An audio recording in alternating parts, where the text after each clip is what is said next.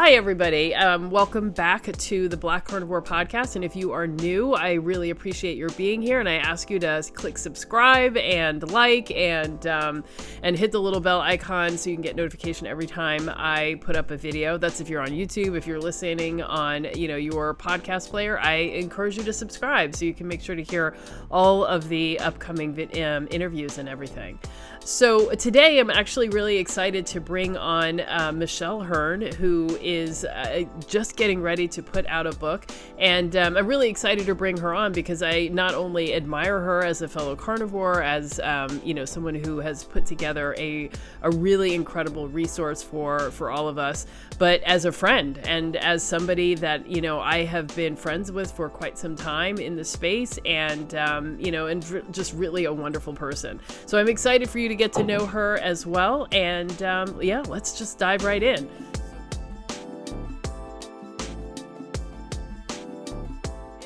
So we started talking before I pressed record. We were starting to talk about her book. So we're going to come back to her story and let you get to know her. But I just want to talk about this exciting thing that's getting ready to happen. So when is your book coming out? What is it? Why did you write it? And who is it for? Yeah, well, first of all, I want to say thank you because that was an amazing introduction. I really appreciate that. And I am so grateful for you and your friendship and your advocacy. So thank you very much, just first and foremost.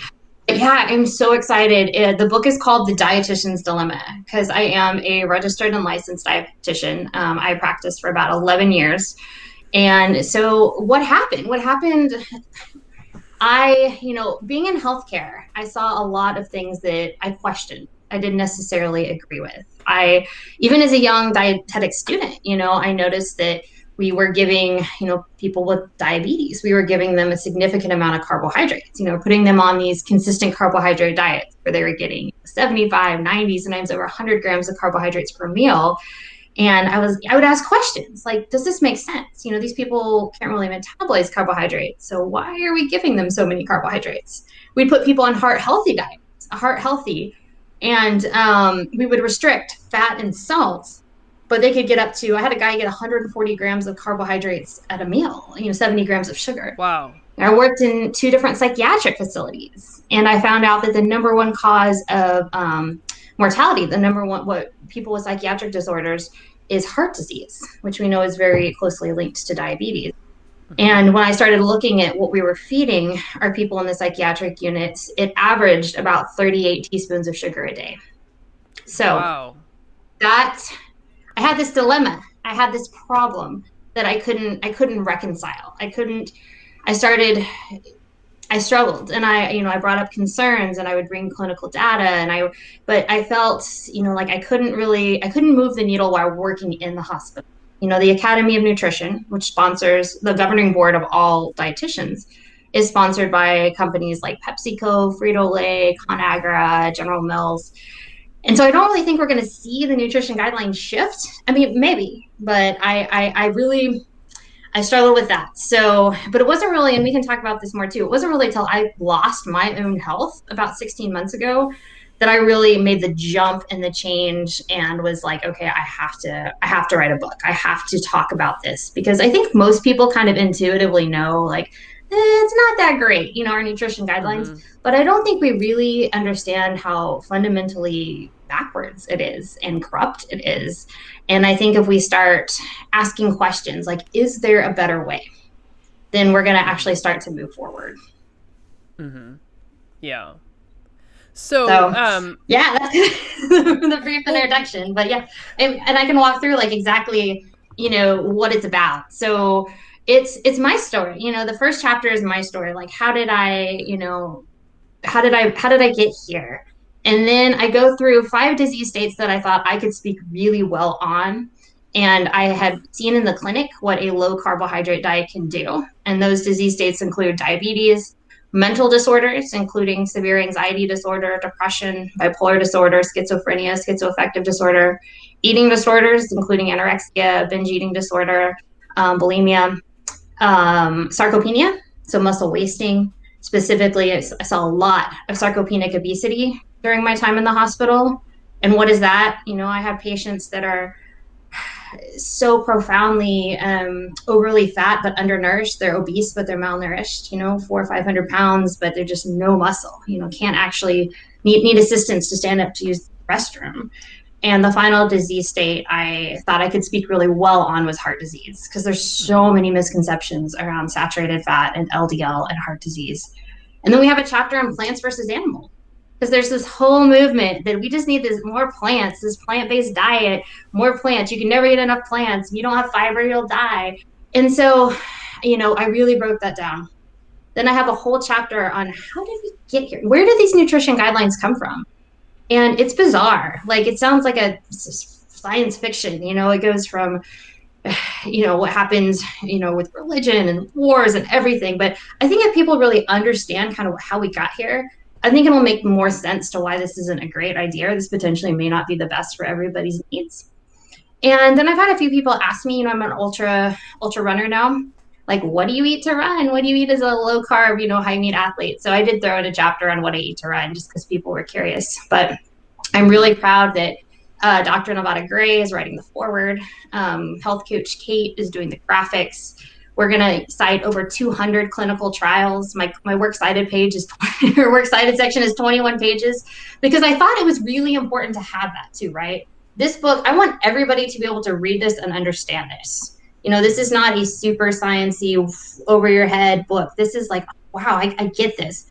But if you are interested in like the clinical data in the background, there's going to be plenty of resources for people to go back and look through. Mm-hmm.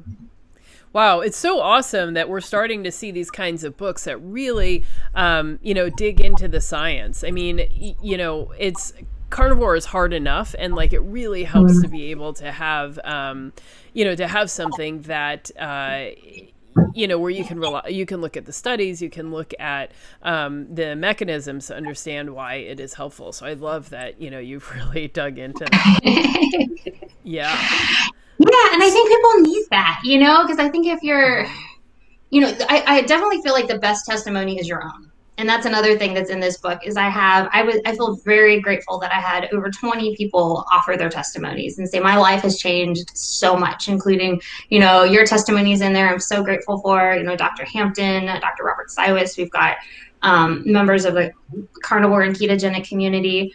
But I do think people, there are going to be people that say like, look, this goes against everything I've ever learned. Like, how can I reconcile this? So I do think, when I was looking how to change my diet, I was shocked by how many we have lots of clinical data that says this is good. This actually is helpful. This helps people. But unfortunately, it doesn't make money. When you go on a ketogenic or carnivore diet and you're healthy, we lose a lot of money in healthcare, and I'm sure you've had people on before, only in healthcare, we kind of have to keep you in the middle. If we heal you, you're no longer a customer, right? If we kill you, you're no longer a customer. So we kind of have to keep you perpetually sick. Yeah. And I just couldn't be a part of that anymore. Like, and once I knew, I genuinely think that most healthcare providers, if not all healthcare providers, go into this profession being like, I want to help people, but I think you kind of get stuck, and it's just, these things are so bad and you have so many patients and you're in the system. But once I saw the profound shift of shifting how I ate, how it changed my own health, I knew like, I can't be a part of the system that's continuing to keep people sick. Mm-hmm. So do your colleagues know that you're writing this book? Like, what's going to happen when you come out?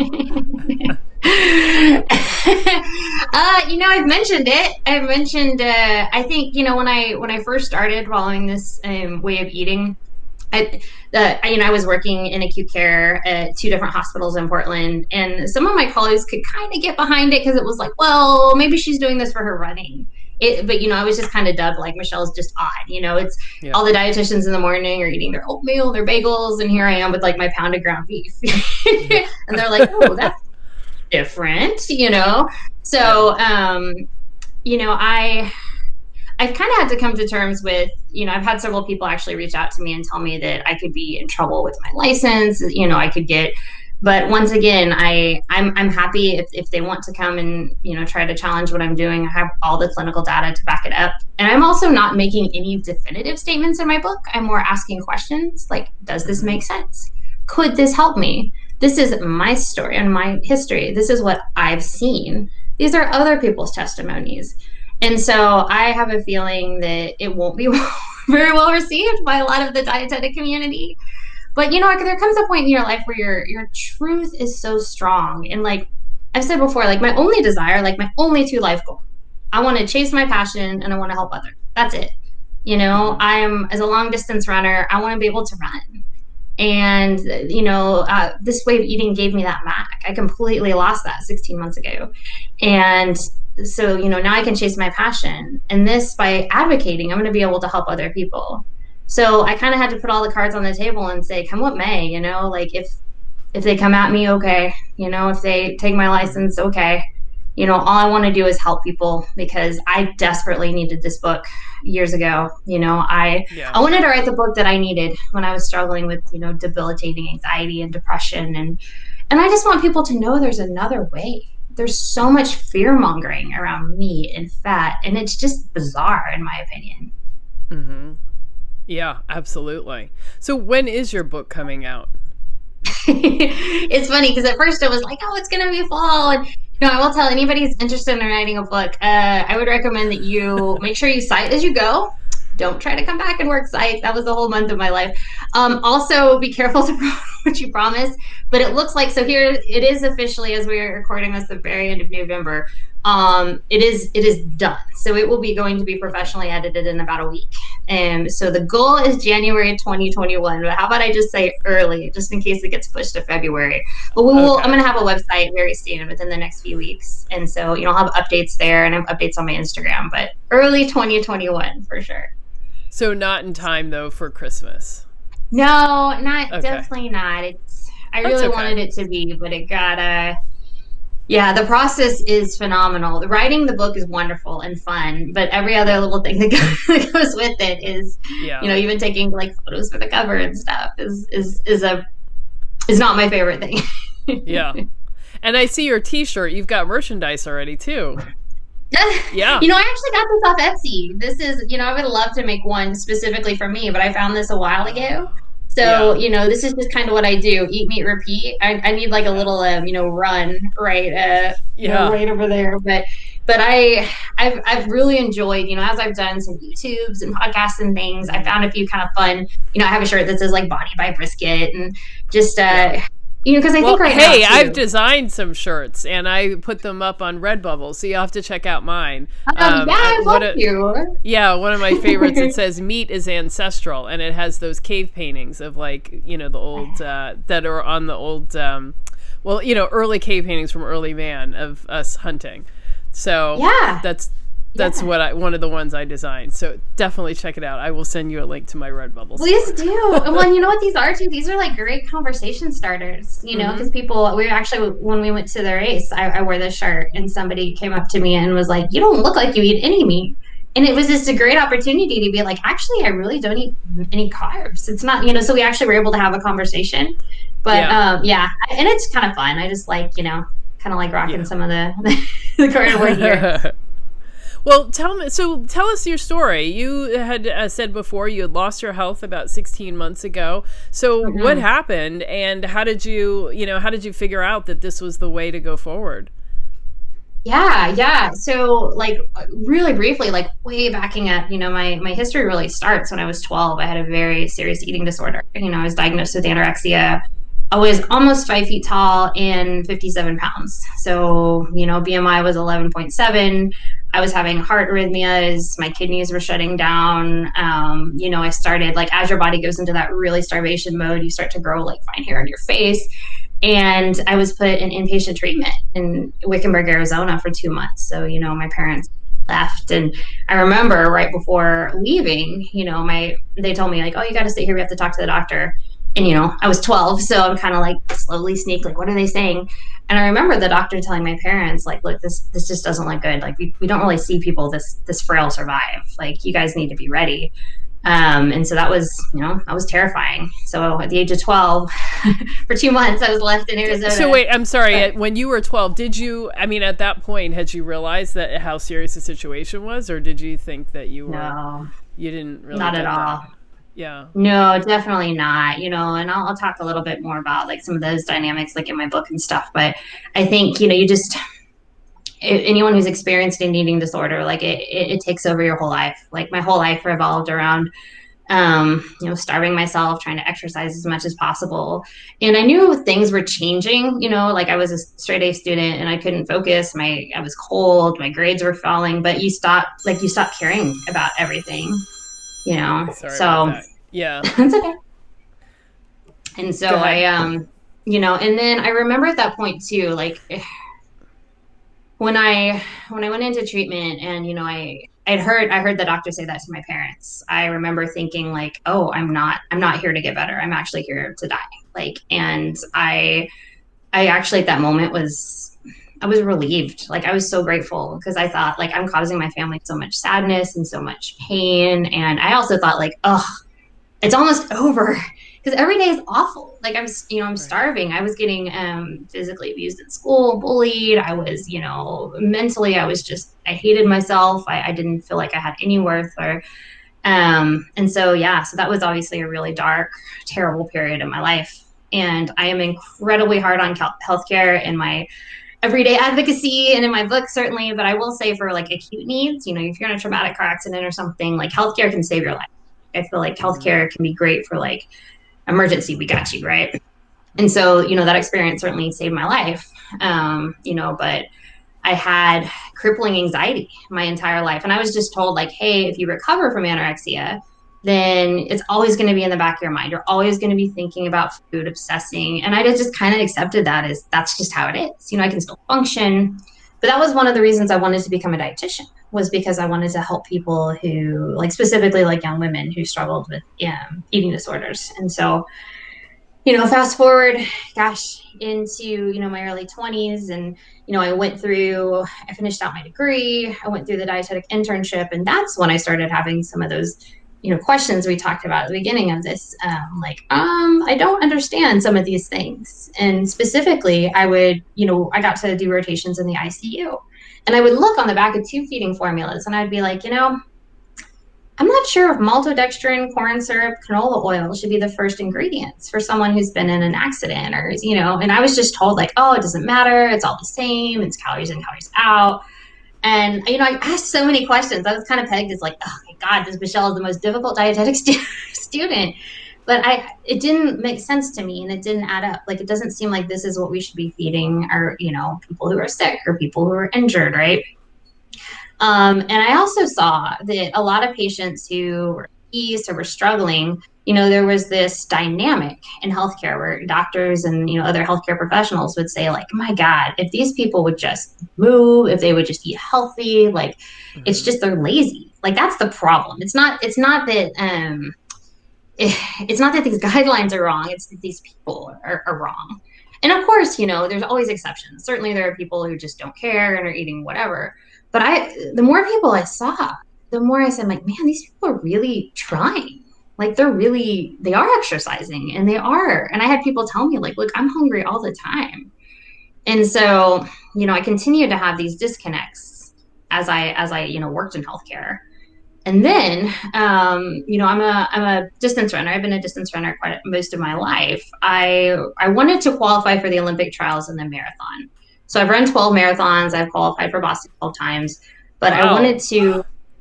I mean, wait, first, can I just, that's a big deal before we move on. Thank you. I appreciate that. I really wanted to run in the Olympic trials and I had no like ambitions of running in the Olympics for the marathon. Like I'm no Shalane Flanagan or Kara Goucher or whatever, but to qualify for the trials, you have to run under 245. And I ran 254. And, the coach I was working with was like, man, you have potential, but we're really going to have to do some harder workouts. And I'm like, all right, I'm all in. Let's do this, And I noticed this was early 2019 that I stopped recovering from workouts. I would go for like an 8-mile run and I'd be extra achy. Like it was disproportionate. I wasn't really changing anything, but I'd be sore for days. I went on a run once and like 3 miles in, I got kind of a cold sweat. And at first I thought like, am I sick? Is something off? Are my labs wrong? So, went to my doctor, everything was fine. Um, so I reached out. I reached out to a couple of sports dietitians and said, look, this is what I'm doing. Can you give me any feedback? And at that time, I was eating about 350 grams of carbs a day. I was eating meat, but I ate red meat at least twice a week, and I ate meat every day at that point. And both sports dietitians told me, you know what, you need to eat more carbohydrates. Instead of 350 grams, how about 400 or 500? So Wow. as you can imagine, that didn't go particularly well. I for the next 2 weeks, I ate over 500 grams of carbs a day. I was eating 8 times a day, bananas, bagels, pasta, brown rice, tons of oatmeal, a ridiculous amount of oatmeal. And it felt like my running fell off a cliff. Like I hurt worse. I was waking up in the middle of the night with muscle spasms. And kind of my come to Jesus moment was when I woke up in the middle of the night. It was like 2 in the morning, and my muscles were like on fire. And so I was, tearing up. I took ibuprofen, but I was like, I gotta get, like, I gotta stop hurting. So I drove to 7-Eleven at 2 in the morning and got 30 pounds of ice and put it in the bathtub. And so I'm sitting in this, ice bath. And my wife came in and was like, maybe we should do something different. Wow. Yeah, That's really bad. If you have to get it was into a bad. bathtub of ice. I mean, I remember as a kid once I had a really high fever and that was the solution. And that was Yeah. awful. Awful. Yeah. Oh, I And I can't. I mean, don't you'll envy you you'll at see me all. do that every once in a while after like major workouts, but not usually at 3 in the morning, and not from just like waking up in the middle of the night. And so that was the point that I was like, you know what, Yeah. I'm too old to run. I was 36, and that becomes a big part of my identity. So I'm like, I'm just going to focus on working. I was working in the hospital at the time. I'm going to focus on, and I decided, I was like, well, if I'm not running so much or at all, then why not follow a ketogenic diet? Like, why not? I was familiar, but I was Yeah. just thought like everybody has to, especially if you run, you have to have carbs. Right. So I got online and I started to research, and I came across these crazy people like Paul Saladino and Sean Baker. And I was like, whoa, wait, I can get behind meat, but all meat, like, I don't know about that. Like, that sounds too Yeah. weird. But then I started researching, and this is when I think about the time I reached out to you and to Carnivore Yogi, and I was like, these women look really happy and really healthy, and that's kind of the opposite of what I am right now. And I was just, it kind of blew my mind. So I decided, I was like, well, why not? Why not give it 30 days? And all I wanted to do, my only goal, like, I just want to stop hurting. I want my Yeah. muscles to stop hurting. And so I figured, what's the worst thing that could possibly happen? But then, I presented this to my wife, like, hey, this is what I'm going to do. And it was like, absolutely not. This is eating disordered. I cannot support this. And we fought about it for a little while. And so, but then she was like, you know what? You're an adult. You're going to quit in a week or so. So knock yourself out. Wait, and so before you go on, before you did this, you said you were eating meat. Like, how much meat were Yeah. you eating a day? Oh, at least, not a ton, but I'd say at least like between 3 to 6 ounces a day, just depending. Uh huh. So, Yeah. every day too. I was not vegetarian. I wasn't vegan. But I was also, if you go back to it, I was eating a lot of plants. And I think that was another thing that we don't talk enough about, and we certainly don't teach in nutrition, is I had so many anti-nutrients, so much phytates and phytic acid that I'm sure that was binding with the calcium and iron, that I was taking in. And I'm guessing that's also what helped, contributed to the muscle pain and muscle spasms. And, I was eating so much vegetables that, having all kinds of, people don't understand that a lot of people can't tolerate certain plants, having all kinds of swelling and autoimmune reactions. So yeah, Yeah. so that was the beginning of the journey. It was all right, let's just see how this goes. So you told your wife you're going to do this, and Yes. and you fought. Like, I remember I was too ashamed to tell my boyfriend at the beginning. I just told him I was doing this experiment, and like 8 months later he's like, when is this experiment over? Like, you've been doing this. So how did it go for you and your wife? Or when did she say, oh, you're like so much happier, like, hey, maybe you should keep going? Yeah, so I would say the first week was pretty just like angry like about it, and so she actually later told me she decided that she was going to do a bunch of research on the carnivore diet to tell me how wrong I was. But as she was researching, she actually started to become kind of fascinated with it, because she's a scientist, so she's very science minded and loves evolution and evolutionary stuff. So she, in the back of her mind, I guess, was kind of starting to get the wheels turning in her head.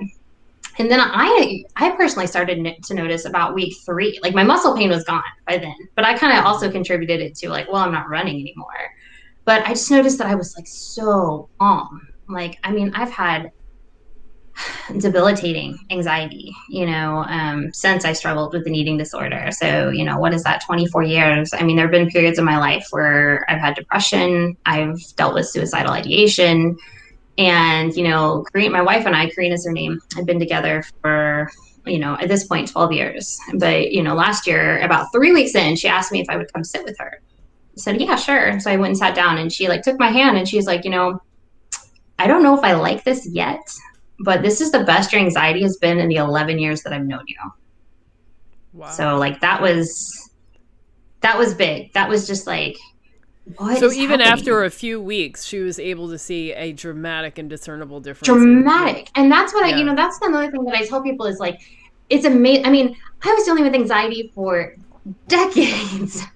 Yeah. And that is also when that happened, because I had already started to research kind of like the physiological, and I was, I'm a dietitian. So I was familiar with like, okay, I'm no longer writing this blood sugar spike and crash.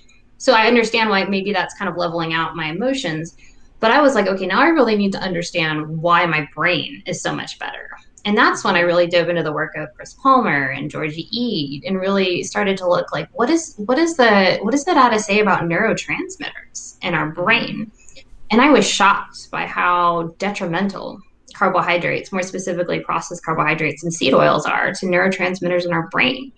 We have these guidelines that tell people to eat so much carbohydrates and sugar in moderation, and it's like that literally shifts the balance of certain neurotransmitters in your brain. And over time, I found that can actually prevent your brain from utilizing neuroplasticity. Your brain can change and mold, which is so great, because if you are dealing with depression or anxiety or an eating disorder, like, you can heal. But when I was eating all these carbs and all these oils, I was literally preventing my brain from being able to heal and cope with stress. And so just a few weeks of removing all of those, carbohydrates and plants, everything shifted, everything changed. And that was another, when I first started writing the book, The Dietitian's Dilemma, that's actually when I started. I started writing the book last December 2019. The first draft, I'll keep a copy of it, but nobody other than me probably will ever, and maybe my wife will ever see. It was not kind. It was angry. I was angry. I was very angry at healthcare, and I was angry, and it was accusatory, and it wasn't going to be super helpful to anybody. But I struggled, because I was like, you're telling me that we can help people in weeks? And that's also true. I mean, we have clinical data that we can reverse diabetes. I mean, we got somebody off off 150 units of insulin in 8 days with a low carb diet. We can resensitize plasma glucose and insulin in 2 weeks.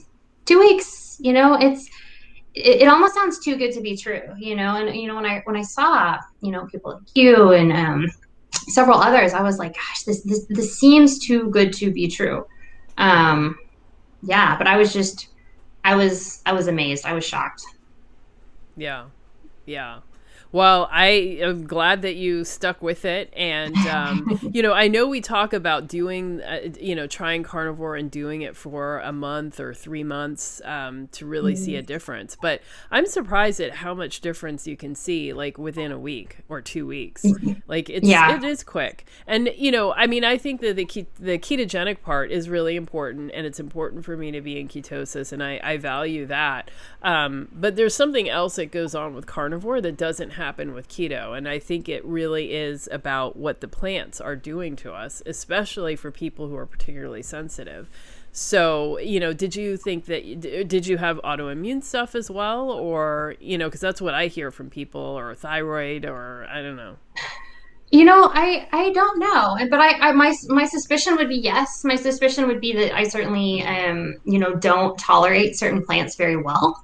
And I actually, it's kind of my philosophy and kind of how the book is structured. We have a chapter 2 on getting started. And I do think, especially if you're like coming from a place where your health is just a mess, we want to start with carnivore because we really want to remove a lot of those plants, because like if you had told me like, well, maybe some of these green plants are causing you problems, I would have been like, really, come on, like that doesn't sound, everything we're ever told, right, is that these plants are really good and we need these plants.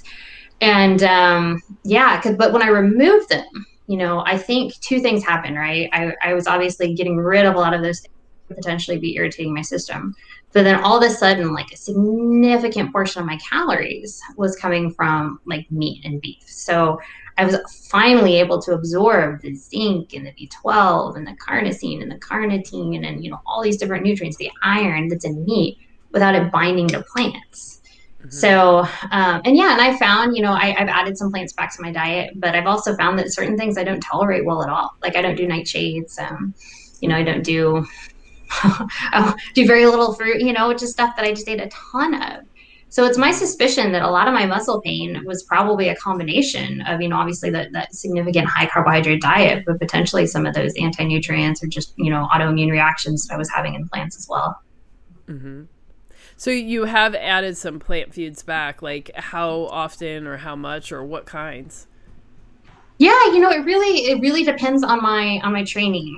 So that's another thing we could talk about is as I got as I started to get my health back, I decided, well, it's actually kind of a funny story because I'd kind of given up running. Like, okay, well, I'm not going to be a runner anymore. And I was kind of grieving the loss of that because I've been running since high school. So, forever. And then when I started to feel better and I had more energy, my wife, she likes to read and she appreciates solitude. So she just kind of casually mentioned, like, hey, you're kind of annoying me with all your energy. Like, why don't you go for a run? And I was just like, whoa, like, I don't know. Like, I'm following the zero carb diet. Like, I was scared. Yeah. And I had to take a minute and be like, okay, you know what? Drop the ego. It's good for your heart. It's fun. Let's just go jog for a couple miles. And I came back an hour later. Like I ran 8 miles, like no problem. And so Wow. that's when the wheels started turning in my head. Like, can I run? Am I gonna be able to do this on a high meat, low carb diet?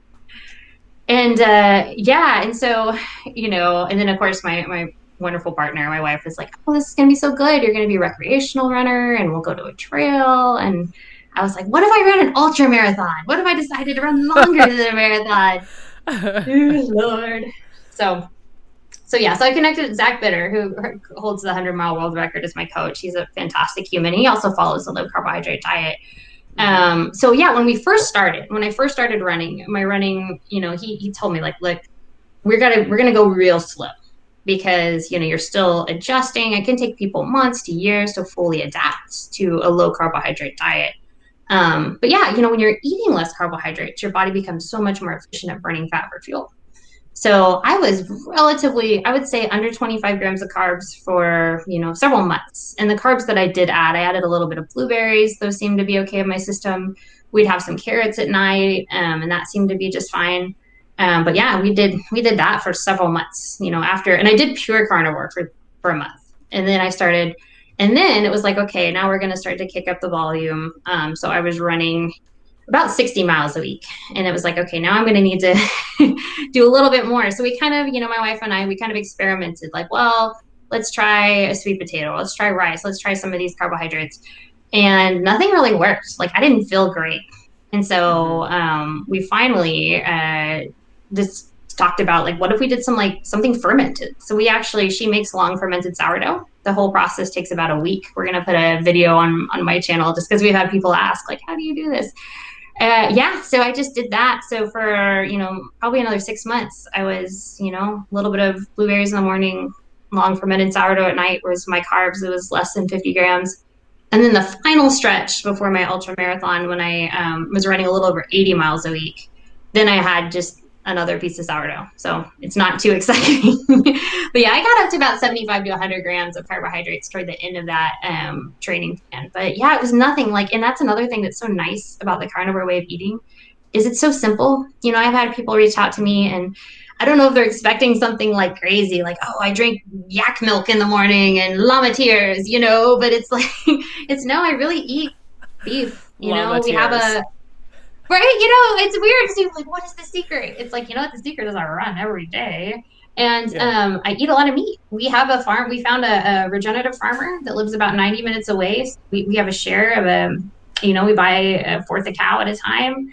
We have a chest freezer downstairs now. So it's tons of beef. I eat most days between 1.5 pounds plus beef. And we mix it up and we do some salmon and pork every once in a while, but mostly beef, a little bit of carrots and sourdough. It's not that exciting, but it's like anything else, right? I'm no longer eating. I felt like when I was a high carbohydrate athlete, I was constantly staring at the clock. I'd have oatmeal at 8 and then it'd be like, oh God, it's 10, but I'm hungry. I was constantly thinking about my next meal or snack, Now I just eat and I move on with my day. And people are like, I've talked to several, specifically young women. There's this thought or saying that all foods can fit, and this way of eating is restrictive. And to that, I would say, like, I've never been more free. I've never been more happy, and I went from I can't run ever again. I'm getting cold sweats after 2 miles to I ran my first ultra marathon November 7th. It was a 6-hour run and I covered a little over 44 miles, about the 8:04 minute pace, and won the race. So wow. I think I'm doing okay. Amazing. Thank you. Won too. Yeah, amazing. It was really cool. It was ranked like #1 in the US for 2020 as far as like distance covered. And so that was really cool. Wait, and #1 in the US. Like, that's a really big deal. Thank you. Yeah. It was great. It was actually really funny because I think, like, I've run so many marathons. Everyone on the line is just so serious, and ultra running is a little different. Like, people are like, ooh, a little more, there's lots of walking during those races, but yeah, it was a really good day. I feel really fortunate. I mean, I just felt fortunate that I was able to train my body to do that. I loved the process, and I don't want to I want to be careful that I don't like make this seem like it's all hearts and flowers, right? Like, this is a learning process. I have days where my stomach didn't feel great, eat too much fat, or like, have some GI issues, or you're kind of figuring out your electrolytes. But everything in my life shifted. Everything in my life changed, and this last year I went from I can't run at all to running over 44 miles. I went from I hate my job and I'm super unhappy in healthcare to, I left healthcare. I'm writing a book. I currently, I'm working at a local meat place in Portland. Like, everything changed because my health changed. And I know that's not possible. I've had people reach out and be like, oh, well, I can't leave my job. Well, of course not. I wouldn't tell somebody. It was a whole process. It wasn't like I just said, all right, I'm done. I had to make sure I was financially able to do that. But I mean, but I think that's fair, though. I mean, there are people who, may need to leave their job, whether it's because the job is super stressful and it puts too much of a stress load on them, or because they're working in a bakery, or, and not everything can change immediately. It may take time. But, I feel like when you start to get your health back and you start to feel better, then you do have the energy to start thinking about, how you make massive changes in your life. So, yes, 100%. Yeah. Yeah. Cause I was just surviving. Like, I was literally, I wasn't sleeping through the night. I was hurting, and I get it. Like, people that are like, I have nothing left. Cause at that point I really didn't. And I'm not sure if I would have made such a dramatic shift, because I kind of figured at that point, like, I have nothing to lose. And that's also another reason, why I really wanted to write this book and get this information out there. Because, I've told people, I have people that, comment or, contact me and be like, I'm never changing. I'm going to follow a plant-based diet. That's great. That's fine. I have no stock in this. I'm not making any money out. My goal is that you have the information. Like, let's just present this as an option, because, everybody that I've interviewed for my YouTube and, like your testimony, and so many people that gave their testimonies in my book said, I wish I had known this sooner. I wish somebody had talked to me about this. So let's have a conversation. Let's look at what the data says, and then let's let people make their own choices, right? Yeah, absolutely. And, and I think by people looking at us, they do start to say, hey, I've been watching you for years and it's great. Yeah. Like maybe you are doing something I want to hear more about. So. Absolutely. I mean, that's what I would tell anybody, because I've had people like reach out and say like, oh, my kids or my husband or people, what do I do? And the best thing you can do is lead by example, lead by example. And, also, I think it's really important too, when you are making a big shift, we know that, habits are hard in the beginning, right? Like once you do something for a period of time, your brain actually stops participating in the process. And that's why, think about the first time you drove, you're just like, oh my God, 10 and 2. But now it's just like you get in your car, turn it, go, right? So just set yourself up, in my opinion, it doesn't make sense for me to have a lot of sugar in my house. Because even though, people are like, oh, you're relatively lean, blah, blah, it's not good for me. My mood changes, it sets me up. So we don't keep that in our house, and I know you and I have talked before that like nobody needs that, and so we make sure we have lots of good, we have lots of meat, we have lots of butter, we have lots of bacon. And we set ourselves up, because when you initially, like I said, was transitioning, it was a little weird. It was a little weird to be that only dietitian in there, like eating beef. So I think you have to kind of buy into that long-term process. But just like anything else, do the very best you can to set yourself up for success, and just take it kind of one day at a time. So is your wife also low carb or carnivore, or what does she do? Yeah, I guess that's kind of one of the funny things too, is she, after listening to all this data and then seeing me, her history, she struggled with chronic pain, was diagnosed much younger and has had some autoimmune issues. So she was like, okay, well, I'll give this a try. So she did very strict carnivore for 3 months, I would say at least 3 months, and felt so much better. And then she has a really demanding job, overseeing a microbiology department. And she was like, I feel like I want to add a little bit more carbohydrates back in. So it kind of done the same process that I did. Well, let's try this, let's try that. But yeah, she eats, I think she was telling me the other day, a little less than 25. So, 25, she's in ketosis for sure. Lots of bacon. It's funny. I went to get bacon at the store the other day, and the lady was like, oh, is this stocking up? I'm like, yeah, this is for the week. This is like 10 pounds of bacon, so, but it's great that we can do this together. Neither one of us are dogmatic though. Like I'm very open, trying different things, and, occasionally we will have some cheeses or we'll have some other stuff, but like, when I tell people, this is what we do most of the time. And, when I've tried other eating plans before, other things, it's like, oh, you're always kind of looking for the next cheat or the next whatever. But it's just so nice because I'm just so satiated, and the food is great. Like, humans are designed to crave like, meat and fat and salt, and I get to eat that every day. So I'm happy. Yeah, it's really nice. Yeah. So it's interesting that you incorporate some plant food now. Like, I guess I get it. If you're running 44 miles, I've never run, like 44 seconds. So I can only imagine what you might need for that. Yeah. But it's interesting that you've gone, that you're incorporating more. And, this is obviously a hot topic in the carnivore community. There are a lot of people that are now turning to reincorporate, things like honey and now rice and fruit. And, I think that, I find that kind of frustrating, because I think for a lot of people, especially people who are like either at the beginning of their journey or, are healing major things like diabetes or heart disease, at that point, you just don't have the flexibility to be able to do that, maybe years down the road, maybe, but, but I don't know. So I'm curious Mhm. as to your thoughts on that. I don't think Yeah. that there's a place for honey and fruit in, in most people's diets, especially, the people that I see and deal with who, they have the big five, heart disease, stroke, diabetes, Yeah. what are they? Cancer and, or maybe it's the big four. Yeah. And obesity. Like those are the major things that Yeah. everybody's dealing with. Absolutely. Yeah. And I mean, we know like statistically that 70% of America is overweight or obese. We know that 88% of people have some type of metabolic dysfunction, mostly, hyperglycemia, which is high blood sugar.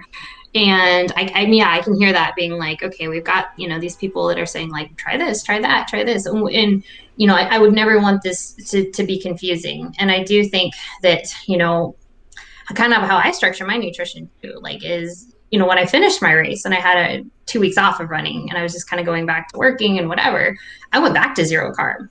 I think that's where I function and feel best and I feel happy. And I think it really depends on like what your goals are, right? I think that's what we really have to look. And most people, like you said, most people you're talking to and dealing with really would benefit, in my opinion and my clinical experience, from starting and being zero carb, high meat, high fat. And how long you're going to do that's really also going to depend on your goals. But I wanted to be very careful when I wrote my book because, I had a situation that kind of turned on a light bulb in my head where I had a young woman who was struggling with anorexia, who was severely underweight, reached out to me and said, I'm really afraid to add any plants and I'm struggling getting enough calories. And I was like, oh no, have I scared people away from being able, because once again, what is her goal? What is her number one goal? This young woman's number one goal is like, we got to get you weight. So if that means you need some dairy or you need some peanut butter, or you need something that's not maybe in this, like that's okay. But to come back to your point, 95% of people are going to be diabetic, obese, have autoimmune issues. So they're going to way more benefit from, the zero carb approach. So I kind of think it's good. In my book, we talk about it as like a kind of a different tiers. And tier one, where I think most people should start, and even people like struggling with eating disorders, I think can do a really good job here, is that just animal based. Like, let's give your system almost like a reset. It needs to calm down. Let's get, a lot of people have so much inflammation in their GI tract, they don't even know, probably. Like, because I didn't even know, I'm sure, how inflamed I was until I gave my system a rest. So that's where I want to start.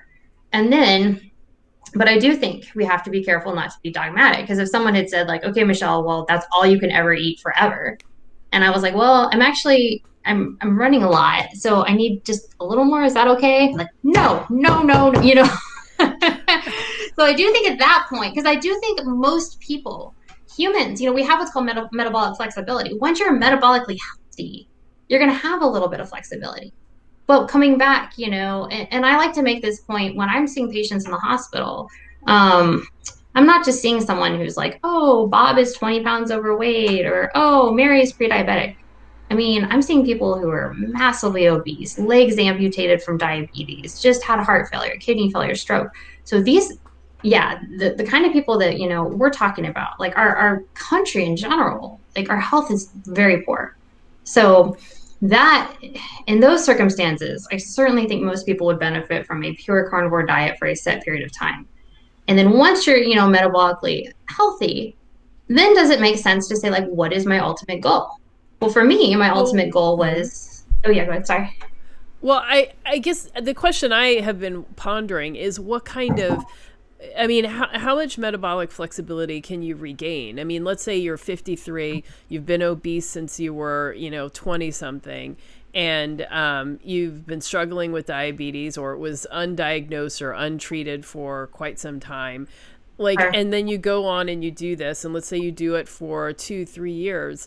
Do you think you can get back to the point like when you were, I don't know, 10, 12, and you could kind of go in and out of ketosis, your body was pretty flexible, all of that? Like, I wonder if there's a point, if we've passed a point of no return, like where we can't get back to that level of flexibility, where you can kind of go back and forth.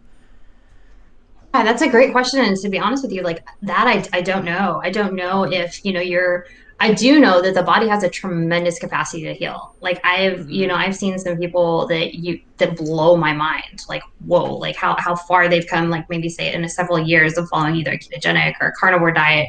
And they gain back a lot of their, some of that metabolic flexibility. But here's also the thing that we don't talk about in healthcare that I'm very passionate about is that I believe that carbohydrates and sugar can be addictive to many people.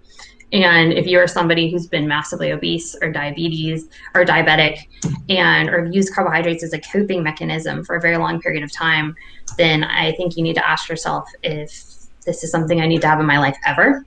And I know that's not popular, and I know sugar and carbs are everywhere, but I think that also, we don't ask people to moderate when you're addicted to something. We don't ask people, alcoholics, to moderate alcohol. We don't ask if you're a gambling addict. We don't ask you to bet every once in a while. We don't ask people, and we also know that the body just play the numbers twice a week. Yeah, I just do it twice a week. Yeah, it'll be fine. It'll be fine. Don't worry if you have to your bank account. It's totally fine. Well, we know, okay, from physiologically, the body does not regulate carbohydrates well. Like this isn't debatable. Right? Yeah. We get blood sugar spike, crash.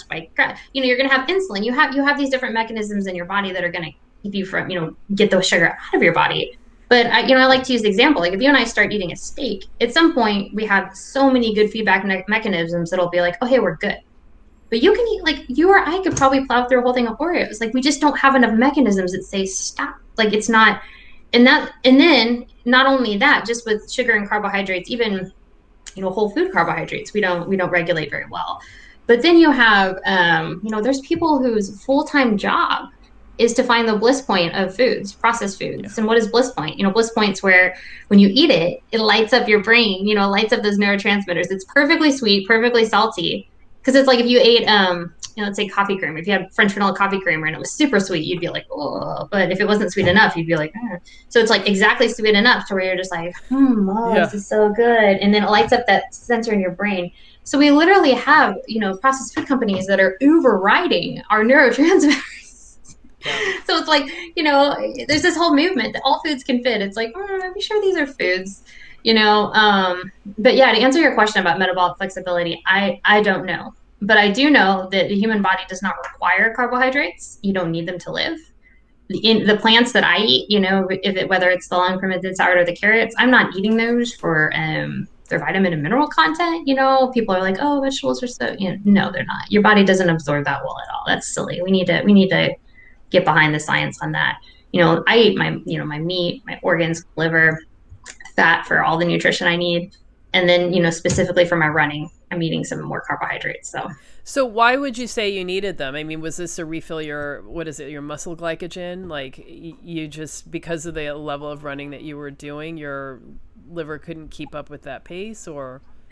Yeah, I was finding, I utilize gluconeogenesis quite a bit, right? Because I'm, when I'm done running, if I'm eating a lot of protein, then we know that protein can, go through the process to become glucose.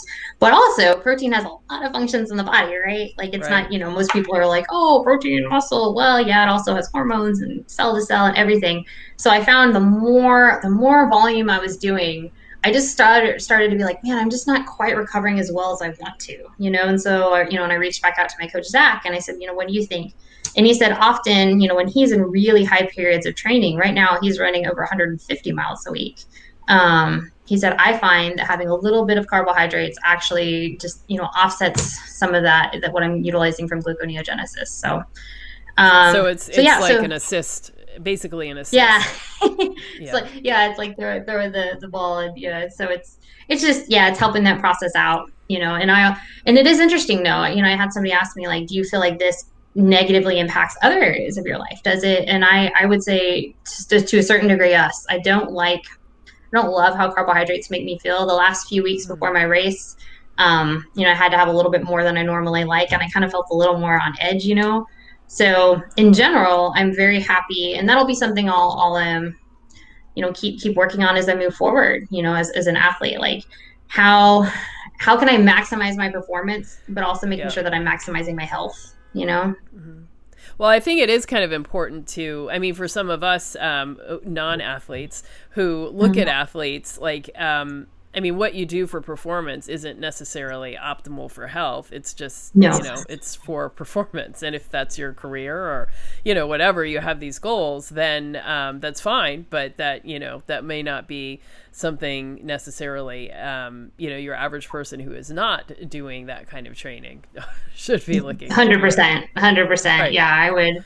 Well, so like I said, as soon as I top up your glycogen stores if you're not running. As soon as I stop, it's kind of like a joke that Karina and I have. Like, I could not wait. It was like, I can't wait to get back to where I just eat beaten fat for a few weeks. Like, just give my body, because I do. I think it's very important to give your body a break, if you are an athlete. But in general, I mean, that's how I structure most of my nutrition, is meat and fat. And then there will be, like I said, the small amount of carbs to fuel my running. But if I didn't run, I imagine it would just be the meat and fat.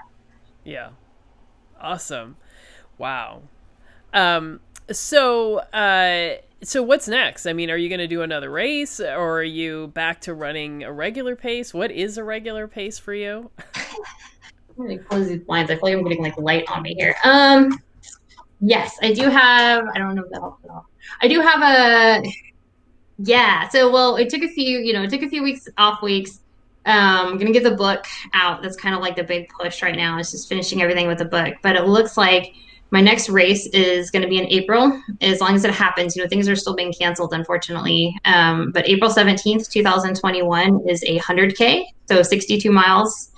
And we're going to take a shot at the winner of that gets an automatic entry into the world team to represent the U.S. at the 100K World Championships.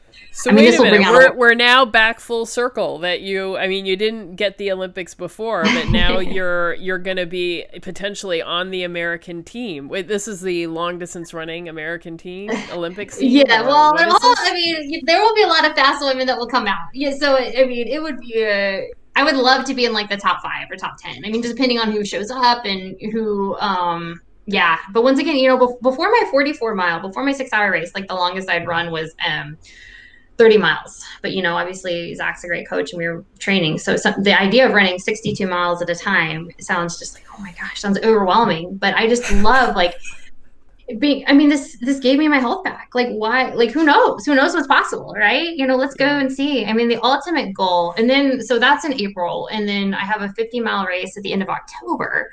And if that goes well, which I'm, hoping and anticipating it will, then I'm going to see if I can do a 100-mile or a 24-hour race, and we'll just keep going, and till. So yeah, I'm excited. It keeps me out of trouble. Wow, that is a lot of running. It is actually a lot of running. So. Yeah. So I would assume if you're doing that much endurance exercise, you really have a much greater need for protein than your average person as well. So 1.5 pounds is enough, or is it not? Do you not have a greater need?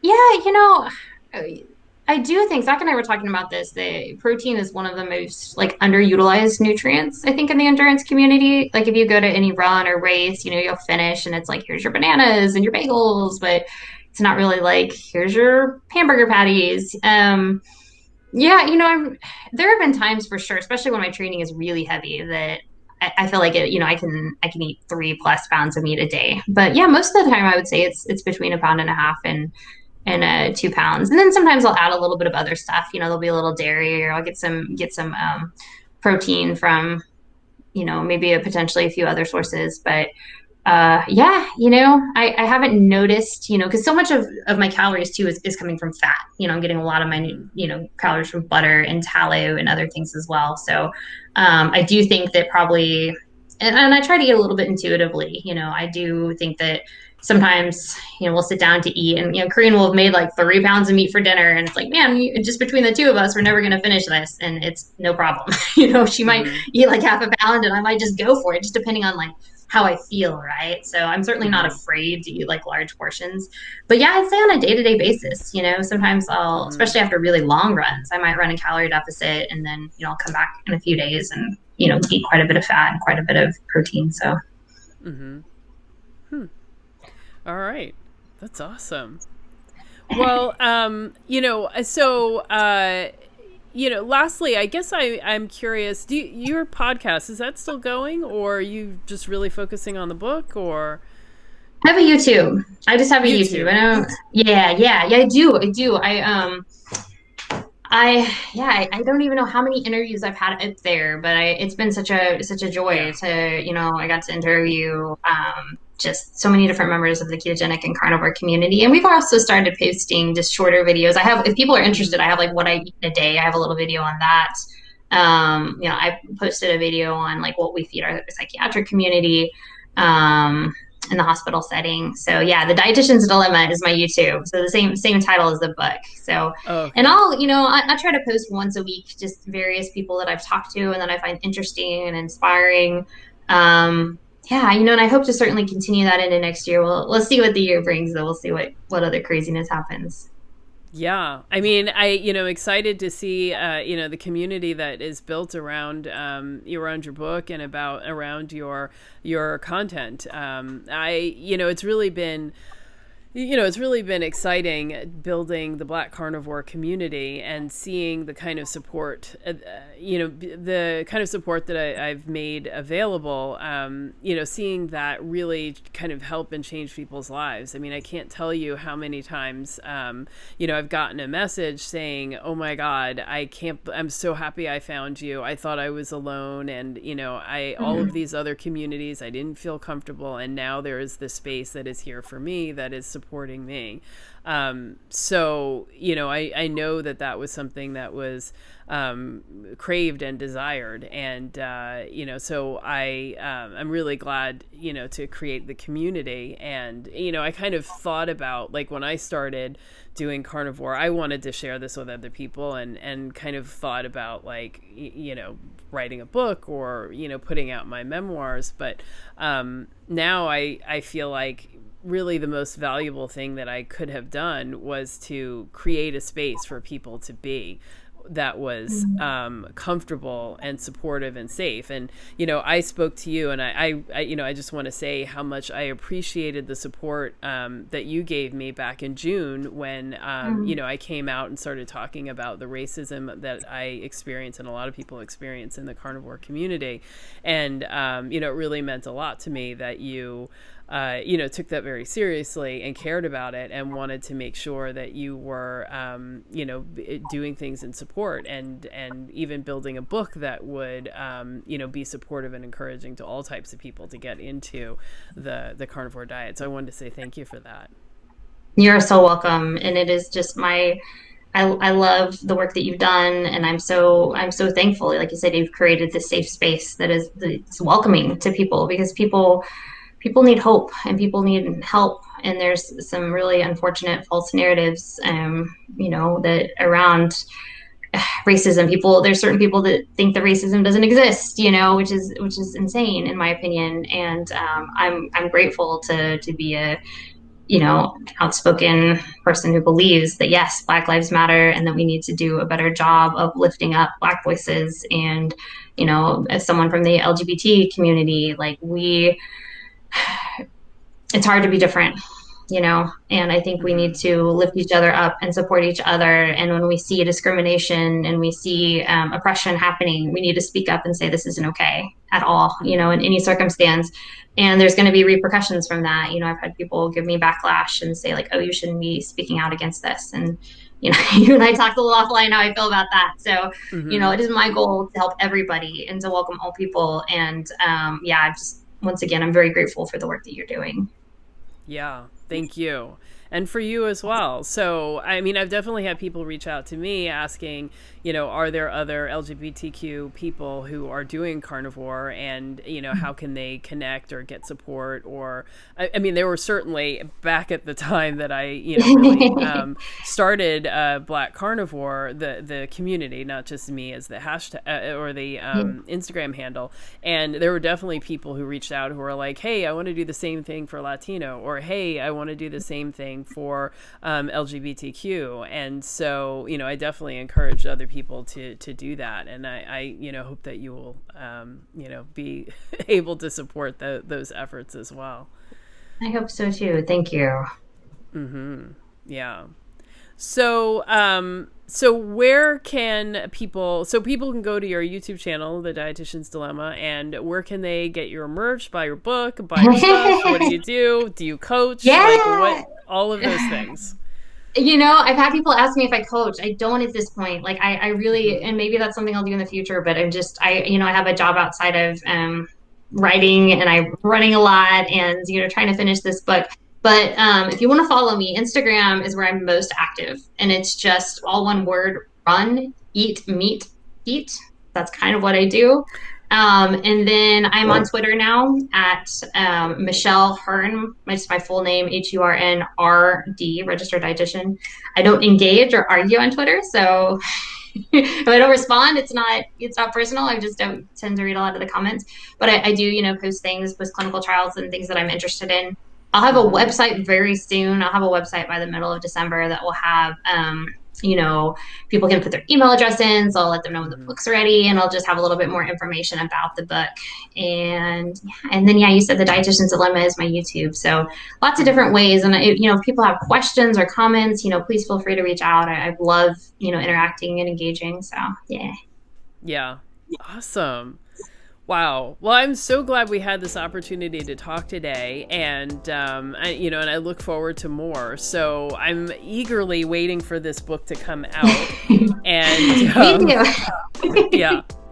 And, one of the things I've been dying to do, but just have not gotten around to or figured out how to do, is a book club, a carnivore book club. Oh, and cool. Yeah. So I don't know. I keep saying I might, but I really gotta get back to, my reading and actually kind of do like a little book report, and maybe just do a video, and, that could be the start of it. Cause I think because I think that these books are really dense, and for some people, maybe it's like a bit much, but it really is necessary, because there's so much misinformation out there, and it's really hard to undo it because there's so much. I feel like, your average person knows so little about physiology, biology, diet. And so when they have ideas that, just are not based in, human biology or like how the earth works, it's like there's, it's very hard to break things down to the point to begin to, kind of unravel that. And but if you start to read these books, you kind of begin to have that language and that ability to do that. So I don't know. That's my hope. That's my hope, is that, if nothing else, this will answer some questions. This will ask some questions, because I do think, most people, if you're intelligent, you should be a little skeptical, so let's give you some information. And, a lot of people are concerned about the environment. So, we'll talk a little bit about that. I'm not going to rewrite The Sacred Cow. Diana's writing a great book about that. But we'll really break it down. I'm so excited. I'm going to be on her podcast soon too. So cool. That's fantastic. Yeah. She was on the Dietitian's Dilemma too. So I did a YouTube with her. She's fantastic. Nice. And her book is so great with Rob Wolf. But yeah, so it's my goal that it's, an easy as read as possible, but we have good information, and it just gets people thinking, Yeah. Well, great job. I'm so excited. Thank you.